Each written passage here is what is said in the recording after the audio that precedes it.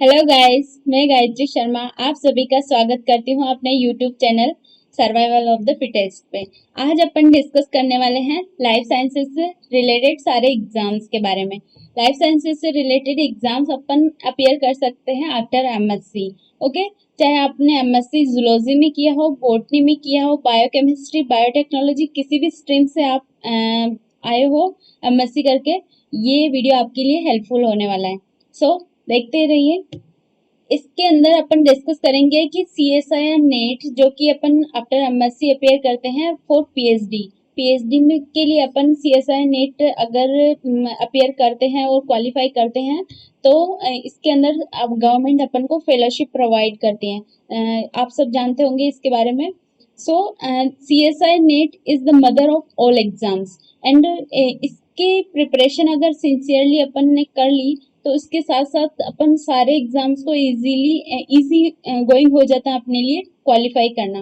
Okay, सो इससे related सारे exams है like GATE, life sciences, BARC and DBT, JRF NET and ICMR and ICAR. So एक एक करके अपन सारे एग्जाम्स के बारे में डिस्कस करेंगे। इस पर्टिकुलर वीडियो के अंदर अपन डिस्कस करने वाले हैं सीएसआई नेट के सिलेबस के बारे में और वो किस तरह से गेट के सिलेबस से रिलेटेड है उसके बारे में अपन डिस्कस करेंगे। एंड देन अब मैं इस पूरे इस चैनल पे अभी एक वीडियो सीरीज स्टार्ट करने वाली हूँ जिसके अंदर सीएसआई नेट का जो सिलेबस वाइज एक एक टॉपिक अपन हर रोज क्लियर करेंगे। ओके, और आप कुछ कुछ मुझे सजेस्ट करना कि आपको कौन सा टॉपिक सबसे पहले पढ़ना है। सो एक एक टॉपिक को लेके उसी तरह से अपन प्रोसीड करते रहेंगे। एंड देन आगे देखते हैं सीएसआई नेट के सिलेबस के बारे में। सो इसके अंदर टोटल 13 यूनिट्स इंक्लूड होती हैं। 13 यूनिट्स मतलब बोले तो फर्स्ट एक यूनिट एक बुक के बराबर। मीन्स इसके अंदर समथिंग 150 टॉपिक्स इंक्लूडेड होते हैं। So syllabus is very vast, but अपन को कौन कौन से टॉपिक्स पढ़ने हैं, कौन कौन से टॉपिक्स इंपॉर्टेंट हैं और किस टॉपिक से क्वेश्चंस बार बार रिपीट होते हैं, किस टॉपिक से बार बार क्वेश्चंस आए हुए हैं, वो सब मैं इस वीडियो सीरीज के अंदर आपको बताऊंगी। ओके, सो तो इसके सिलेबस के बारे में डिस्कस करते हैं। जैसे फर्स्ट इसका सिलेबस है, फर्स्ट यूनिट है, उसके अंदर है molecules and their interaction relevant to biology. Okay, तो बायोलॉजी के अंदर कौन कौन से मॉलिक्यूल्स आते हैं, उनका एटम लेवल से किस तरह से वो एलिमेंट फॉर्म करते हैं, देन किस तरह से उनके अंदर बॉन्डिंग होके वो मैक्रोमोलिक्यूल्स फॉर्म करते हैं। ओके, इसके अंदर काफी सारे मैक्रोमोलिक्यूल्स आते हैं लाइक कार्बोहाइड्रेट्स हैं, प्रोटीन्स हैं, लिपिड्स हैं एंड विटामिन्स। काफी सारे मैक्रोमोलिक्यूल्स इंक्लूडेड होते हैं और इन मैक्रोमोलिक्यूल्स का अपनी बॉडी के अंदर क्या रोल है, किस तरह से इनका मेटाबॉलिज्म होता है, किस तरह से इनकी केमिकल कंपोजिशन होती है, वो सब अपन डिस्कस करते हैं फर्स्ट यूनिट के अंदर। एंड देन सेकेंड यूनिट के अंदर आता है सेल्यूलर ऑर्गेनाइजेशन। सेल्यूलर ऑर्गेनाइजेशन के अंदर मीन्स सेल किस तरह से फॉर्म होती है, सेल कितने टाइप के होते हैं like prokaryotic cell and eukaryotic cell, और उसकी मेम्ब्रेन किस तरह की बनी होती है, उसके बाहर protective layer like cell wall present है या नहीं है, एंड देन उसके अंदर किस तरह से प्रोटीन एंटर करती है, किस तरह से बाहर जाती है, और किस तरह से एक सेल वो काफी सारी सेल्स मिलके टिश्यू फॉर्म करती है एंड देन ऑर्गन्स फॉर्म करती हैं, और किस तरह से एक पूरे सिस्टम होल बॉडी का फॉर्मेशन होता है।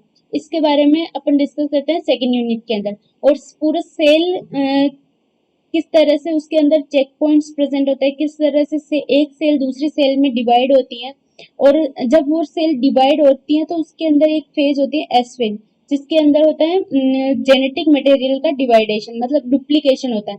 जेनेटिक मटेरियल जब डुप्लीकेट होगा तब जाके सेल दो पार्ट में डिवाइड हो पाएगी। ओके, सो थर्ड यूनिट में अपन पढ़ते हैं फंडामेंटल प्रोसेसेस, कि वो जो जेनेटिक मटेरियल डुप्लीकेशन हो रहा है तब उसके अंदर कौन कौन से प्रोसेसेस इन्वॉल्व होते हैं like DNA replication, DNA transcription and translation, protein.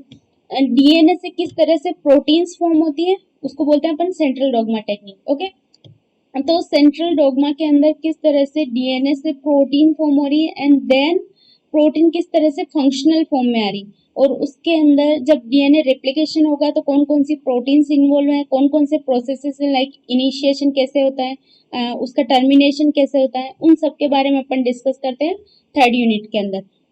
And then fourth unit, इसके अंदर अपन डिस्कस करते हैं cell communication and cell signalling, कि दो सेल आपस में किस तरह से कम्युनिकेट करती हैं, चाहे वो प्रोकैरियोटिक सेल्स हो चाहे वो यूकैरियोटिक सेल हो, चाहे एक प्रोकैरियोटिक सेल हो एक यूकैरियोटिक सेल हो।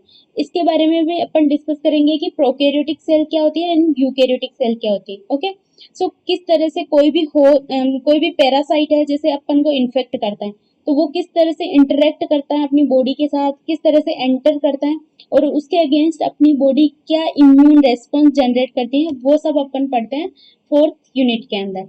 एंड देन डेवलपमेंटल बायोलॉजी के अंदर अपन पढ़ते हैं कि किस तरह से दो हैप्लॉइड सेल आपस में मिलके जाइगोट फॉर्म करती हैं एंड देन पूरे ऑर्गेनिज्म का फॉर्मेशन करते हैं और पूरा ऑर्गेनिज्म बनाती है। इसके अंदर अपन डिस्कस करते हैं डेवलपमेंटल बायोलॉजी के अंदर। And then system physiology of plants की सिस्टम फिजियोलॉजी, लाइक प्लांट्स की सेल किस टाइप की होती हैं, उसके अंदर कौन कौन सी प्रोटीन्स होते हैं, कौन कौन से मैक्रोमोलिक्यूल्स प्रेजेंट होते हैं। ओके, एंड देन उसके अंदर किस तरह से फूड का फॉर्मेशन होता है, किस तरह से फूड स्टोर रहता है एंड कौन कौन से ग्रोथ हार्मोन रहते हैं, किस तरह से फूड लीफ से नीचे ट्रांसलोकेट होगा एंड देन किस तरह से वाटर एंड मिनरल्स का ट्रांसलोकेशन होता है।